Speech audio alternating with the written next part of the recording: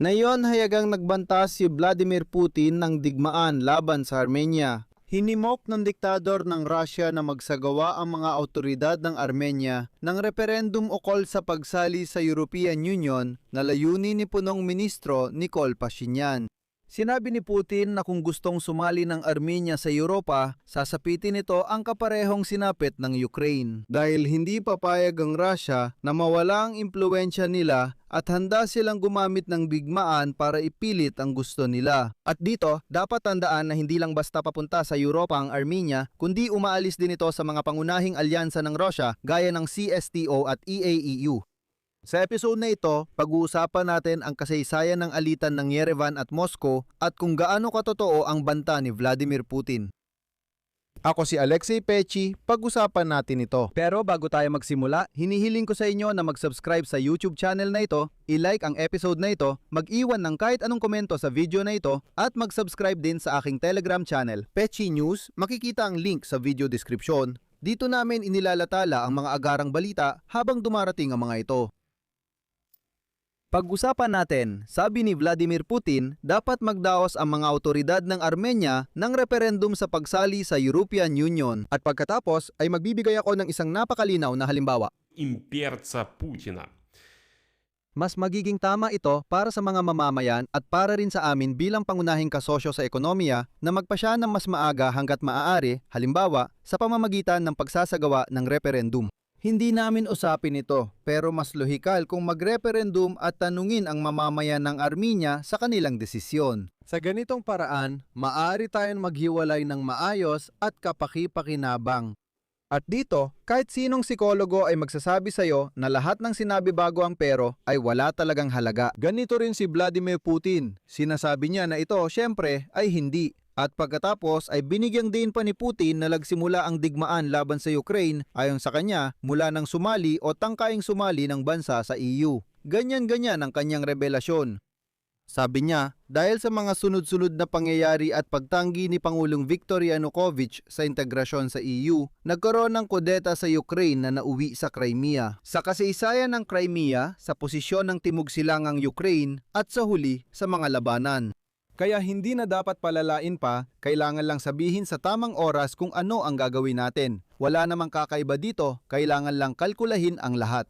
At kailangan din kalkulahin ang panig ng Armenia at kailangan din nating kalkulahin, sabi ni Putin.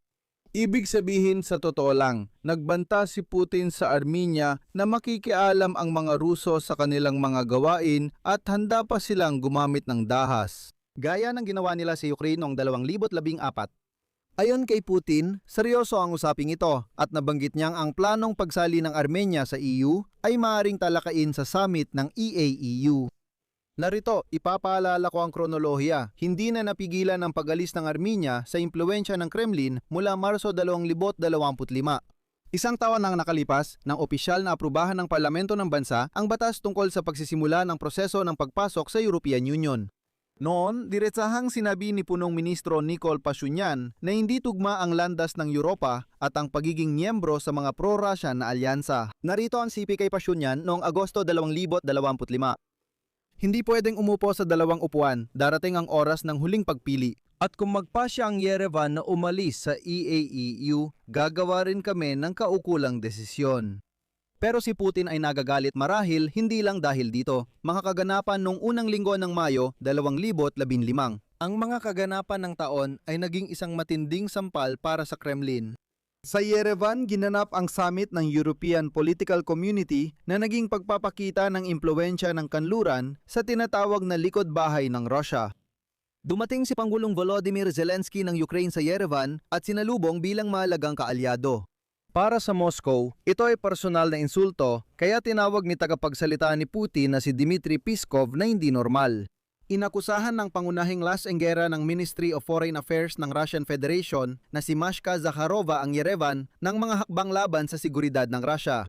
At ngayon, pinaalalahanan ni Vladimir Putin na nananatiling pangunahing kasosyo sa kalakalan ng Armenia ang Russian Federation. Totoo ito, halos 40% ng kalakalan. Nagpapahiwatig ng ganap na blokadang pang-ekonomiya. Mahalagang banggitin na may pagdepende talaga. Pagdepende ng Armenia sa gas mula Russia at ang pamamahala ng Metsamor na planta ng nuklear na kuryente. Ang mga pangunahing paraan ng Moscow para gipitin ng Yerevan. Sa kabilang banda, opisyal nang inamin ng Moscow na hindi na pinoprotektahan ng CSTO ang Armenia. Ang presensya ng mga tagapayong militar na Pranses sa Yerevan na inihayag ni Emmanuel Macron sa summit ay tinuturing ng Kremlin bilang panghihimasok. Ibig sabihin, ang Armenia ay nasa yugto ng paglipat. Ito ay talagang isang delikadong yugto. Noong Mayo, 11 hakbang na lang ang Armenia mula sa pagkala sa EAEU at CSTO pero hindi pa ito tuluyang umalis. Nagbigay ng ultimatum si Putin, itigil ng Yerevan ang integrasyon sa Europa sa pamamagitan ng referendum na nais niyang maimpluwensyahan ang resulta. O kaya naman, ilulunsad ng Russia ang isang senaryo ng destabilisasyon katulad ng nangyari sa Ukraine noong 2014.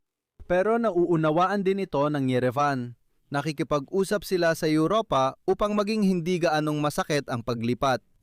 Pero hindi dapat ituring na mahina ang Armenia. Dahil ngayon, itong mga mayabang na Ruso ay sumisigaw doon na masyadong mataas ang tingin ng Armenia sa sarili nila. Ngayong umaga, naglabas ang opisina ni Punong Ministro Nikola Pashinyan ng Armenia ng matigas na pahayag bilang tugon sa ultimatum ni Putin at tinanggihan ang referendum.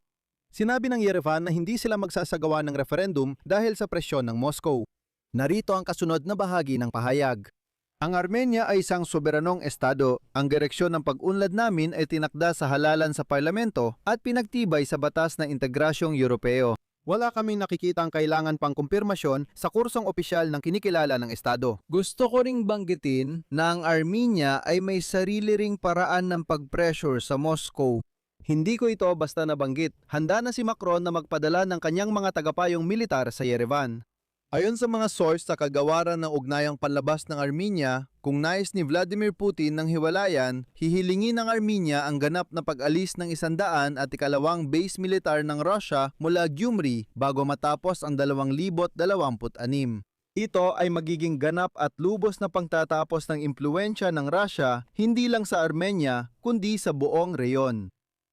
Mga kaibigan, titigil muna ako pero gusto ko agad ipaalala sa mga nanonood na nagsasalita ng Ukrainyo na mayroon na akong bagong-bago eksklusibong YouTube channel sa wikang Ukrainyano kung saan gabi-gabi namin binubuod ang mga kaganapan ng araw na may focus sa mismo mga isyong Ukrainyano. Kaya iiwan ko ang link sa nakapin na komento sa video na ito at sa description ng episode na ito. Link papunta sa bagong YouTube channel sa wikang Ukrainyano. Pumunta kayo, mag-subscribe kayo kung gusto ninyong makita ang mga balita sa wikang Ukrainyano.